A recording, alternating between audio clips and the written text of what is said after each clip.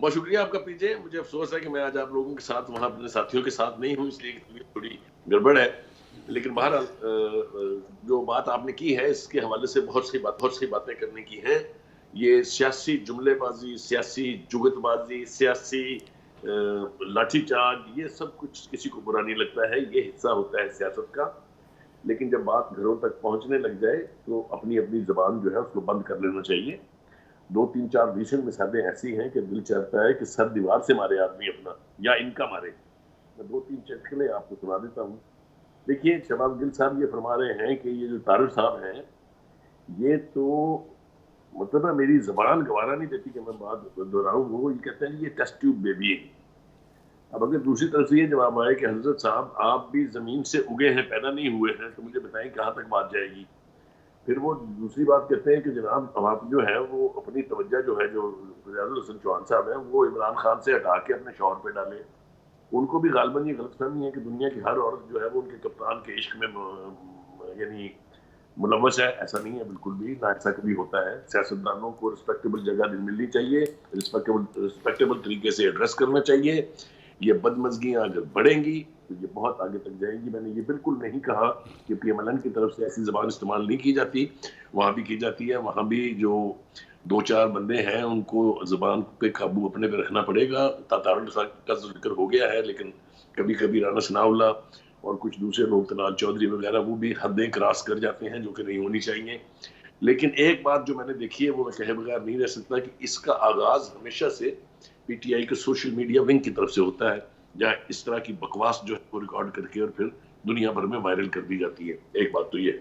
تو جیسا میں نے کہا کہ ہمیں اس بیٹل سے باہر نکلنا چاہیے تاکہ ہمارے سیاستدان جو ہیں وہ ملک کی بہتری کے لیے کوئی کام کر سکیں. لوڈ شیڈنگ کا عذاب حکومت کے قابو میں نہیں ہے.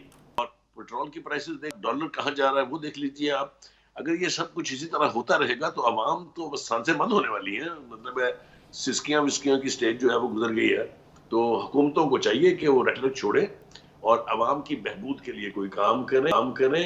ورنہ معافی کوئی نہیں ملنی. کو بھی میں بتا رہا ہوں آپ سے، ہم نے ماضی میں دیکھا ہے کہ جب عوام کا غصہ جو ہے وہ ابلتا ہے تو پھر کیا حال ہوتا ہے.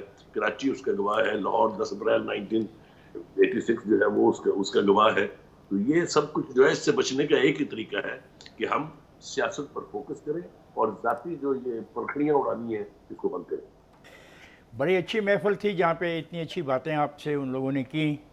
وہ بھی حکمران رہے کافی عرصہ یہاں پہ، وہاں سے آئے یہاں پہ حکمرانی کی، اپنا بریف کیس اٹھایا اور واپس چلے گئے. بڑے سر وہ اچھے پہلے ہی باہر رہتے تھے. بڑے اچھے لوگ ہوتے ہیں ایسے. میں نے بھی یہی کہا کہ باہر سے آئے، حکمرانی کی، بریف کیس اٹھایا، باہر چلے گئے. ایسے لوگ بڑے اچھی باتیں کرتے ہیں اور بہت خوبصورت مشورے دیتے ہیں، پڑھے لکھے مشورے دیتے ہیں. اور یہ پاکستان کے جو سیاستدان ہیں یہاں پہ سیاست کر رہے ہیں یہ تو اتنے پڑھے لکھے لوگ نہیں ہیں. کوئی میٹرک پاس ہے، کوئی ایف اے پاس ہے، کسی نے ایم اے کر لیا ہوگا. بہر آپ نے ایک اچھا شروع کیا ہے، آپ کو خدا خوش رکھے. ابھی بخاری صاحب کہہ رہے تھے کہ کچھ کسی اپریل کا تذکرہ کر رہے تھے. بخاری صاحب یہ نظام نہیں ٹھیک ہونے والا. اس نظام میں آپ پیوند کاری کر کے اب گزارا نہیں کر سکتے. اب نظام کو بدلنے کی ضرورت ہے، اور اگر آپ اس نظام کو نہیں بدلیں گے تو اس میں جو کچھ جگہ رہ گئی ہے اوریجنل کپڑے کی، اس میں بھی آئندہ کچھ سالوں میں ٹاٹیاں لگ جائیں گی. ہم ناکام ہو گئے ہیں، صحیح کہہ ہمیں رہے یہ تسلیم کر لینا چاہیے. اور ہم ہی ناکام نہیں ہوئے، ہماری قیادتیں ناکام ہوئی ہیں، جس میں عدلیہ بھی شامل ہے، جس میں فوج پاکستان کی قیادت بھی شامل ہے، جس میں سیاستدان بھی شامل ہیں، دانشور بھی شامل ہیں، اساتذہ شامل ہیں، ہم عوام شامل ہیں. اب یہ طوفان یہاں پہ رکے گا نہیں. اور اگر وقتی طور پہ روک بھی لیا گیا تو اس کے نتائج کچھ نہیں نکلیں گے، کیونکہ مجھے تو سستا آٹا چاہیے، سستی روٹی چاہیے، گھی چاہیے، تیل چاہیے، پیٹرول چاہیے، ڈیزل چاہیے، دالیں چاہیے. تو یہ باتوں سے تو واپس نہیں آئیں گے کیونکہ کوئی میکینزم ہے ہی نہیں. بدقسمتی اس ملک کی یہ ہے کہ کسی بھی دانشور نے میکینزم ایوالو کرنے کی کوشش کی نہیں. مثلا میں آج اگر سوال کروں کہ جو دالیں بازار میں بک رہی ہیں ان کے ریٹ کا میکینزم کیا ہے، کس بھاؤ وہ کوئی خریدتا ہے، کس بھاؤ وہ دکان پہ جاتی ہے اور دکان سے کس بھاؤ وہ میرے تک آتی ہے، اس کا میکینزم کم از کم ہمیں سمجھائیں، اور کیا سرکار اس میکینزم میں کوئی کردار ادا کر سکتی ہے؟ تو مجھے جواب ملتا ہے کہ ہم نے مارکیٹ کمیٹیاں بنائی ہوئی ہیں اور مجسٹریٹوں کا فیصلہ کیا ہوا ہے۔ اب جو لوگ مارکیٹ کمیٹی نہ چلا سکیں ایک شہر کی، وہ پورے ملک کے قیمتوں کے میکینزم کو کیسے چلا سکتے ہیں؟ ایک سیکنڈ پی جے، افتخار صاحب جو گفتگو کی ہے یہ بہت سمجھنے والی گفتگو ہے۔ کاش کہ جو اس وقت کے حکمران ہیں، چاہے وہ اپوزیشن میں بیٹھے ہوئے ہیں چاہے حکومت چلا رہے ہیں، ان باتوں کو سمجھ لیں۔